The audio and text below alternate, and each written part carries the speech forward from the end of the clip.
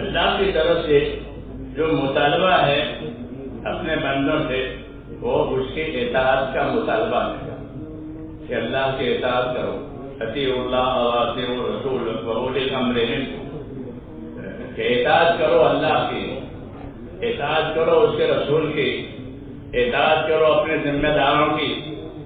یہ اطاعت کی ترتیب اور غایت سمجھائی ہے کہ ہمیں اطاعت میں رہنا ہے، کیونکہ اطاعت کی وجہ سے ہدایت ملے گی۔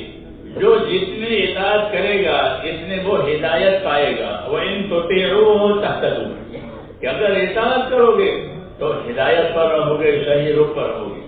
دوسرا نفع اطاعت کا یہ ہے کہ اگر زندگیوں میں اطاعت آئی تو اللہ کی رحمتیں ہوگی۔ اطیعوا اللہ واطیعوا الرسول لعلکم ترحمون، کہ اطاعت کرو اللہ کی، اس کے رسول کی، تاکہ کہ تمہارے اوپر رحم ہو جائے۔ اس لیے میرے بزرگوں اور بھائیوں، ہماری زندگی کا اصلی کام یہ ہے کہ زندگیوں میں اللہ کی اطاعت آئے، اللہ کی تابعداری آئے۔ اللہ کی تابعداری کا مطلب یہ ہے کہ جس طرح اللہ تعالیٰ کو ماننا ہے، ایک اللہ تعالیٰ کو ماننا ہے اس کے ذات اور صفات کے ساتھ، ایسے اللہ نے جن چیزوں کے ماننے کی خبر دی ہے، جنت، جہنم، قبر، قیامت، حشر، حساب کتاب، یہ وہ چیزیں ہیں جو غیب میں ہیں، ابھی آئی نہیں ہے مگر ہونے والی ہے ہر ایک کے ساتھ۔ تو اس کا اندر یقین پیدا ہو جائے کہ مجھ سے حساب ہوگا، مجھ سے مطالبہ ہوگا، میرے نعمتوں کا بھی حساب ہوگا اور حکموں کا بھی حساب ہوگا۔ یہ چیزیں اپنے اندر پیدا کرنا تاکہ اس کی وجہ سے زندگیوں کا رخ صحیح ہو جائے۔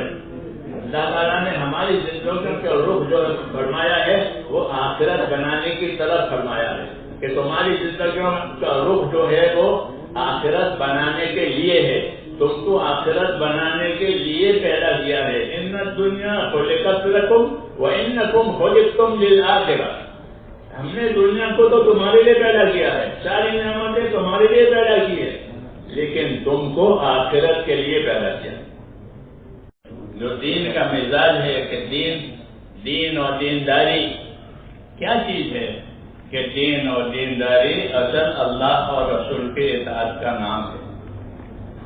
اسی کے لیے نبی آتا ہے تاکہ لوگوں کو اللہ کی اطاعت سکھاوے اور اللہ کی تابعداری کے طریقے ان کو بتائیں۔ صحابہ کرام رضی اللہ تعالیٰ عنہم نے جناب رسول اللہ صلی اللہ علیہ وسلم سے اطاعت سیکھی، تابعداری سیکھی، اور وہ حضرات یہ کہتے تھے کہ آیانا رسول اللہ صلی اللہ علیہ وسلم علی السمع والطاعة فی العسر والیسر والمنشط والمکرہ وعلی اثرۃ علینا، کہ ہم نے حضور صلی اللہ علیہ وسلم کے ہاتھ میں ہاتھ دے کر یہ قول قرار کیا ہے، ہاتھ میں ہاتھ دے کر قول قرار کیا ہے کہ ہم آپ کی بات سنیں گے، آپ کی بات مانیں گے۔ یہ اصل چیز ہے، سمعنا و اطعنا۔ تبلیغ اسی کی ہے، سنو مانو، سنو مانو، کوئی اپنے نہ چلاوے، کوئی کسی کو دھوکہ نہ دے کہ یہ چیزیں ہمارے دین میں نہیں ہے، اپنی چلانا، کسی کو دھوکہ دینا کہ ہمارا اللہ نے کیا فرمایا ہے، رسول نے کیا طریقہ بتایا ہے، وہ اصل دین ہے۔ تو کہتے تھے ہم نے حضور صلی اللہ علیہ وسلم کے ہاتھ میں ہاتھ دے کر یہ قول کرایا کہ ہم آپ کی بات سنیں گے جب فرمائیں گے، کیونکہ پہلا عمل سننا ہے۔ پہلا عمل کیا ہے کہ پہلا عمل سننا، اور آپ کی بات سن کر آپ کی بات مانیں گے، اس پر عمل کریں گے۔ یہ کب عمل کرو گے کہ ہر حال میں عمل کریں گے۔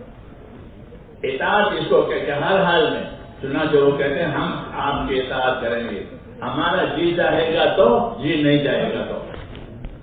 بعض کاموں میں آدمی کا جی چاہتا ہے پہلے سے کہ یہ ہو جائے تو اچھا ہے، تو اس میں تو بات ماننا آسان ہے، اور بعض چیزیں ایسی ہوتی ہیں جو اس میں جی نہیں چاہتا، طبیعت تیار نہیں ہے کہ تو بھی بات مانے۔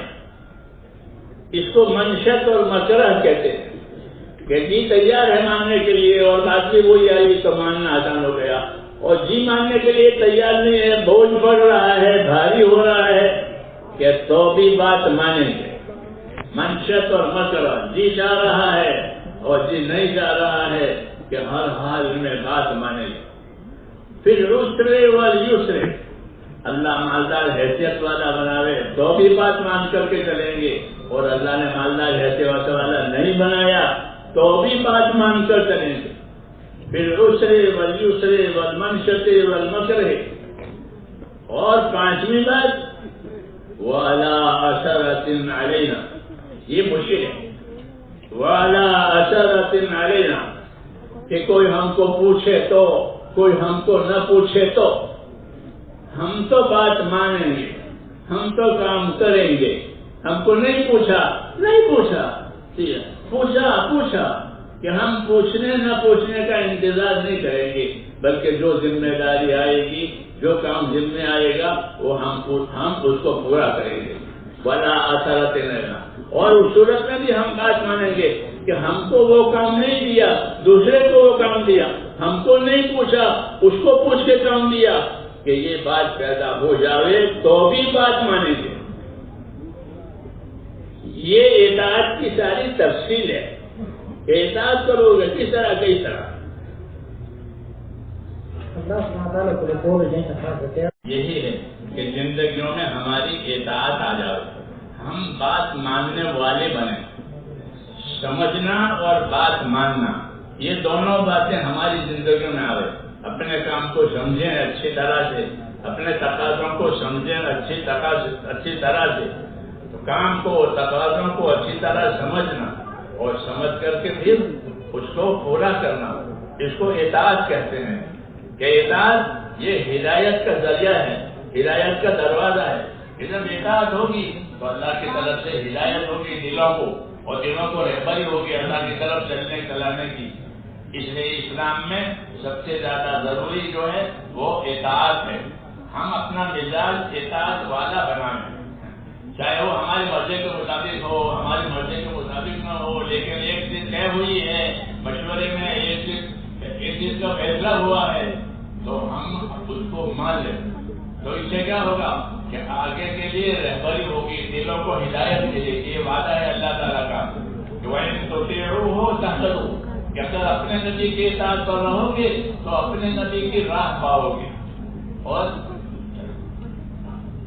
La primeira coisa é muito importante nós entender os sacadas que estão direcionados para nós, a necessidade do trabalho, a exigência do trabalho. Primeiro, a gente entender devidamente qual é a exigência do trabalho, quais são os sacadas que estão direcionados para nós. E depois a gente entender esses sacadas, nós avançar para cumprir com esses sacadas.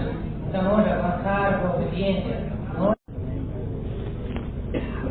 دعوت اور تبلیغ کی اس محنت میں اطاعت کی مشق ہے کہ اپنی زندگیوں کو اطاعت پر لاؤ، تابع داری پر لاؤ، اپنے آپ کو تابع دار کرو.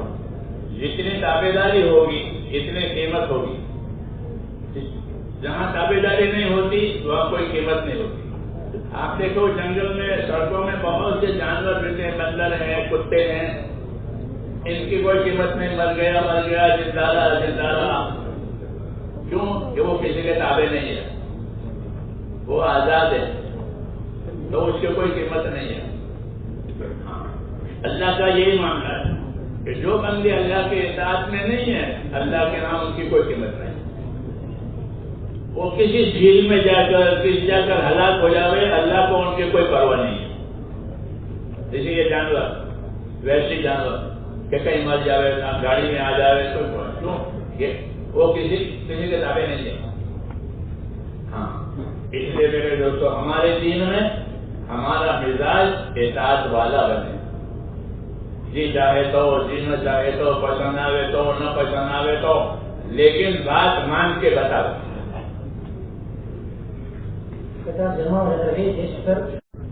دوسرا مسئلہ ہے کہ کتنی اطاعت کرنی ہے، کتنی اطاعت کرنی ہے.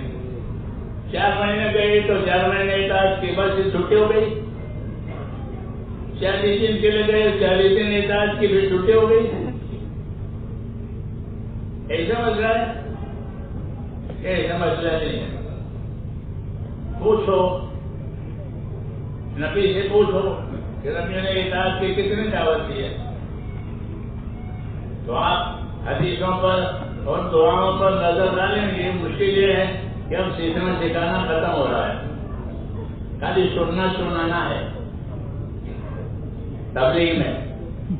ہاں، ہماری تبلیغ سیکھنے سکھانے سے اور علم و ذکر سے پوری ہو رہی ہے، خالی ہو رہی ہے.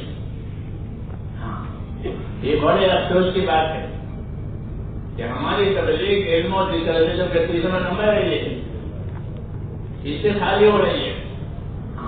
تبلیغ اگر سیکھنا نہیں ہے، نکلنا ہے، سیکھنا نہیں ہے. حالانکہ نکلنا تو سیکھنے کے لیے ہوتا ہے. تو میں کہنا کتنی اطاعت ہونی چاہیے،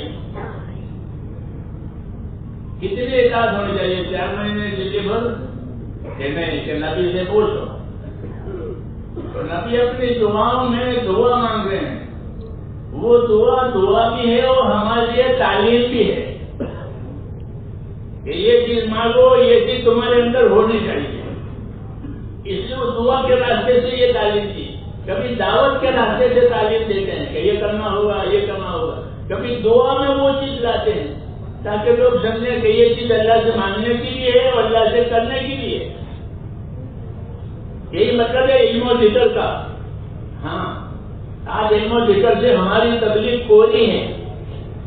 جی ہاں، اسے زندگی نہیں بدلتی ہے. تو میں کہتا طاعت کتنی ہونی چاہیے؟ تو آپ نے فرمایا کہ وَمِن طَاعَتِكَ مَا تُبَلِّغُنَا بِهِ جَنَّتَكَ. اے اللہ، مجھ کو اپنی اطاعت کا اتنا حصہ دے کہ وہ اطاعت مجھ کو جنت میں لے جائے. کتنی اطاعت کرنی؟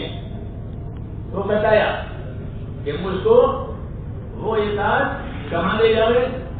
جنت میں لے جائے. ہاں، کیونکہ جنت میں جانے کے لیے اطاعت ہے. اطیعوا اللہ واطیعوا الرسول لعلکم ترحمون. تو رحمت کے لیے بھی اطاعت چاہیے کہ رحمت کرانی ہے کبھی اور جنت میں جانا ہے تو بھی. ومن یطع اللہ والرسول فاولئک مع الذین انعم اللہ علیہم من النبیین والصدیقین والشہداء والصالحین. کہ جو لوگ اطاعت کریں گے تو وہ اللہ کے نبیوں کے ساتھ، صدیقوں کے ساتھ، شہداء کے ساتھ، شہیدوں کے ساتھ ہوں گے.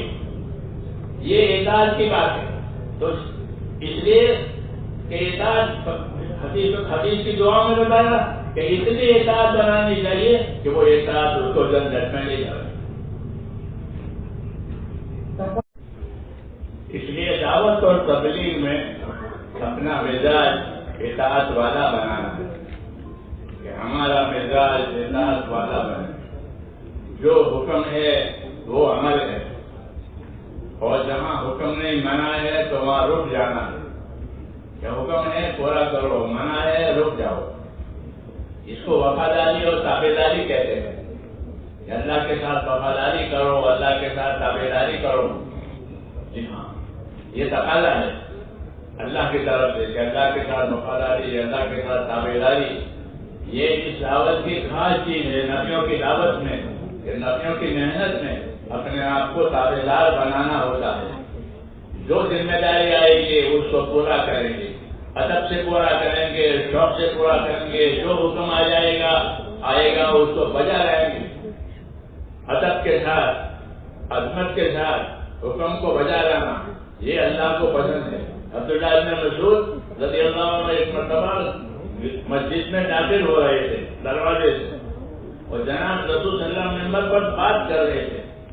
بات کے درمیان میں آپ نے لوگوں سے فرمایا بیٹھ جائیے، اجلسوا، بیٹھ جائیے.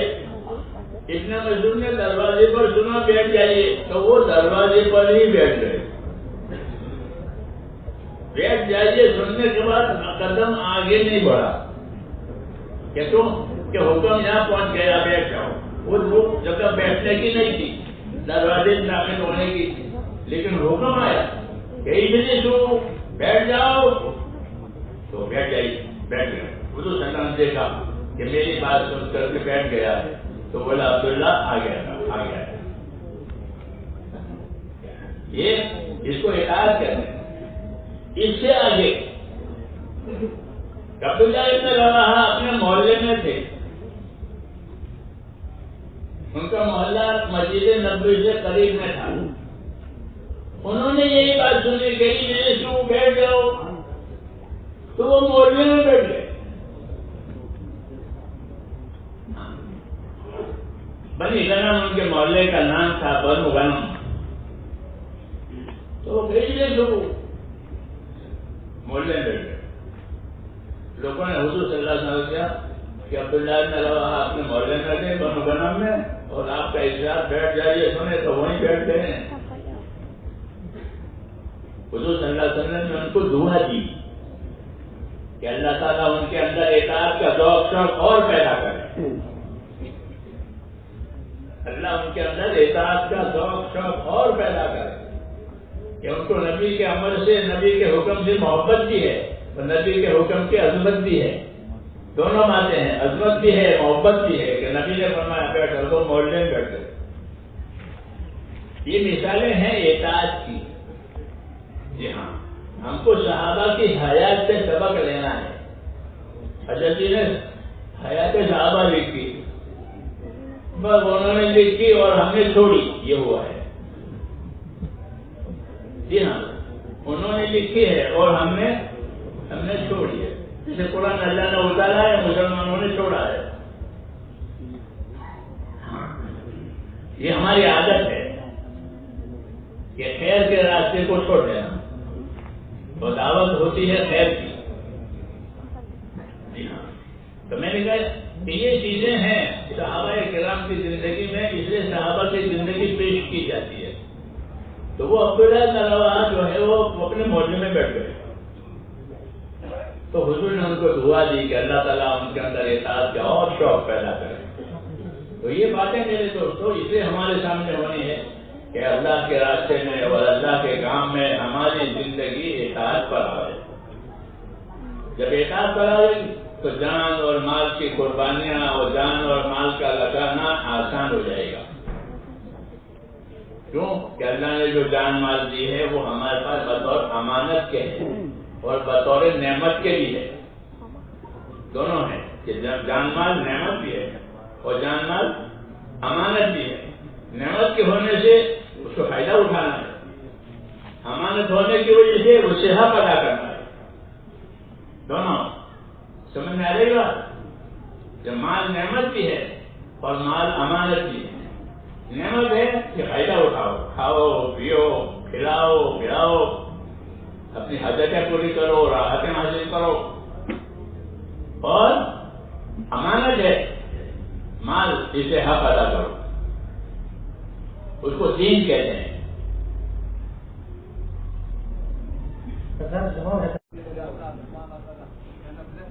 جتنا مزاج اطاعت کا بنے گا آدمی کا، اسی کے حساب سے وہ اپنی صلاحیت کو، اپنے مال کو، اپنی جان کو دین پر لگائے گا. اگر 100% اطاعت کا مزاج بنا ابو بکر رضی اللہ عنہ کی طرح، وہ اپنا 100% جان مال لا کر رکھ دیں گے کہ میرے گھر میں یہی ہے، آگے کچھ نہیں ہے. جب گھر میں کیا رکھا ہے کہ گھر میں کچھ نہیں، اللہ رسول کا نام ہے. یہ کیا ہوا کہ یہ 100% اطاعت کہ میں کسی چیز کا مالک نہیں ہوں، اللہ سب چیز کا مالک ہے. تو مجھے دیا ہے اس کا بھی اللہ مالک ہے، وہ مجھے نہیں ملا اس کا بھی اللہ مالک. جب حکم آیا تو جو اپنے پاس تھا وہ پیش کر دیا. یہ اطاعت کا اعلیٰ درجہ ہے کہ اپنا کوئی حق نہیں، سب اللہ کا، جو اللہ کا ہے وہ کرنا ہے. تو صحابہ کرام نے اس کی بھی مثالیں آئی کہ اپنا کچھ نہیں، جو ہے وہ اللہ کا. یہ کامل اطاعت کہلاتی ہے، رسول کا اتباع. اور اسی قسم کے لوگ ہوتے ہیں جو رسول کی جگہ کھڑے ہوتے ہیں. چنانچہ ابو بکر رضی اللہ عنہ رسول کی جگہ پر کھڑے ہوئے کہ آپ امامت میں نہیں ہے، مریض ہے، بیمار ہے، تو ابو بکر نماز پڑھاتے تھے. کیوں کہ ابو بکر رضی اللہ تعالیٰ عنہ کی زندگی میں یہ بات پوری طرح تھی اطاعت کی. علماء نے لکھا ہے کہ ابو بکر رضی اللہ تعالیٰ عنہ ایسی نماز پڑھتے تھے جیسے حضور سلام پڑھتے تھے. اور ابو بکر رضی اللہ کے نواسے عبداللہ ابن زبیر تھے، وہ ایسی نماز پڑھتے تھے جیسے ابو بکر پڑھتے تھے. یہ سیرت کی باتیں ہیں. ان کی سیرتوں میں یہ چیز ملتی ہے کہ وہ اپنے اطاعت سے اپنے آپ کو ان کے پیچھے چلاتے تھے، ان کا اقتدا کرتے تھے، اور یہی اصل زندگی ہے کہ ان کا رنگ ہمارے اندر آئے، ان کا رنگ ہمارے اندر آئے۔ وہ اللہ کے اطاعت کا رنگ ہے، عبادت کا رنگ ہے کہ وہ صبغۃ اللہ وما احسن من اللہ صبغہ، کہ اللہ کے رنگ میں رنگنا ہے، اور اس سے زیادہ رنگ کوئی رنگ اس سے اچھا نہیں ہے کہ اللہ کے رنگ میں رنگنا، کہ وہ کیا ہے کہ اللہ کی عبادت، اللہ کی اطاعت، یہ ہمارا مزاج بنے۔ ہاں، اس کے لیے یہ محنت دی گئی ہے، دعوت اور تبلیغ، کہ امت کا مزاج اطاعت کا بنے، امت کا مزاج عبادت کا بنے۔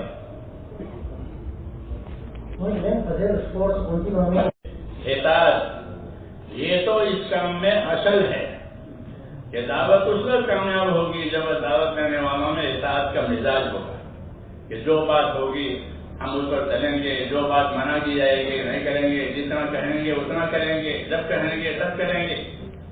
یہ اطاعت کہ اطاعت جو ہے وہ ہدایت کا دروازہ ہے۔ جب اطاعت کھلی زندگیوں میں سمجھو ہدایت کے دروازے کھلیں گے۔ وَإِن تُطِيعُوهُ تَهْتَدُوا، نبی کی اطاعت کرو گے نبی والی راہ پاؤ گے۔ تو ایک مزاج ہمارا بنے کہ ہم اطاعت کرنے والے بنے۔ جی ہاں، جو اطاعت نہیں کرے گا وہ اپنے خواہش میں کھا جائے گا۔ فائدہ ہے کہ جو اطاعت نہیں کرے گا وہ اپنے خواہشوں میں پھنسے گا، کہ وہ خواہشوں پر چلے گا۔ جو خواہشوں میں سے نکالنا ہے، کہ جو ہمارا نکلنا ہے وہ گھروں سے نکالنا نہیں ہے۔ بہت قومیں ہیں جو گھروں سے نکل کے پھرتی ہے۔ لا يغرنك تقلب الذين كفروا في البلاد، قرآن نے خبر دی ہے کہ لوگ پھرتے ہیں اپنے اپنے کام کے لیے، اپنے دین مذہب کے لیے، تو یہ اصل نہیں ہے، بلکہ اصل یہ ہے کہ یہ پھرنا ہمارا پھرانا کہ ہم کو اللہ کی اور رسول کی اطاعت پر ڈالے۔ ہاں، یہ اس کا اصلی نتیجہ ہے کہ جب کہیں جاؤ تو جائیں، جب مت جاؤ نہیں۔ عثمان رضی اللہ عنہ کو حضور صلی اللہ علیہ وسلم نے بھیجا مکے، صلح حدیبیہ کے وقت میں، جب آپ عمرہ کرنے کے لیے آپ تشریف لے گئے تھے اور لوگوں نے عمرہ کرنے سے روکا کہ ہم نہیں داخل ہونے دیں گے، تو سمجھوتا کرنے کے لیے آپ نے حضرت عثمان کو بھیجا کہ تم مکے میں جاؤ، کیونکہ تمہارے رشتے دار ہیں تو تمہیں خطرہ نہیں ہے کہ کوئی تم پر حملہ کرے، تمہارے رشتے دار ہیں۔ تو وہ گئے اور بات کی کہ بھائی ہم تو عمرہ کرنے کے لیے آئے ہیں، ہمارے پاس تو ہتھیار بھی نہیں ہے، ہمارے پاس تو احرام ہے، قربانی کے جانور ہیں، تو ہم تو عمرہ کرنے کے لیے آئے ہیں، ہمیں عمرہ کرنے دو۔ یہ بات کرنے کے لیے حضرت عثمان کو بھیجا۔ وہ گئے، ان کا خاندان بھی تھا، ان کے خاندان نے ان کا استقبال کیا، اگرچہ وہ ایمان نہیں لائے تھے، ان کا خاندان کافی ہے۔ تو پھر عثمان نے بات کی کہ مجھے ہمارے نبی نے اس کام کے لیے بھیجا ہے کہ میں آپ کے سامنے بات کروں کہ ہم عمرہ کرنے کے لیے آئے ہیں، عمرہ کر کے چلے جائیں گے، ہمارا اور کوئی مقصد نہیں۔ تو بات تو ہو گئی، اس میں کوئی دیر لگی، ان کے خاندان والوں نے کہا کہ حضور صلی اللہ علیہ وسلم اور مسلمان تو داخل ہوں گے نہیں ہوں گے، تم تو داخل ہو، تم تو عمرہ کر لو۔ انہوں نے کہا سوال کرنا ہے، صحیح کرنا ہے، اور کیا کرنا ہے ادھر، تم تو کر لو عمرہ، تم تو آئے گئے۔ انہوں نے کہا میں اس وقت عمرہ نہیں کر سکتا، میں اس وقت عمرہ کروں گا جب ہمارا نبی عمرہ کرے گا۔ ہر آدمی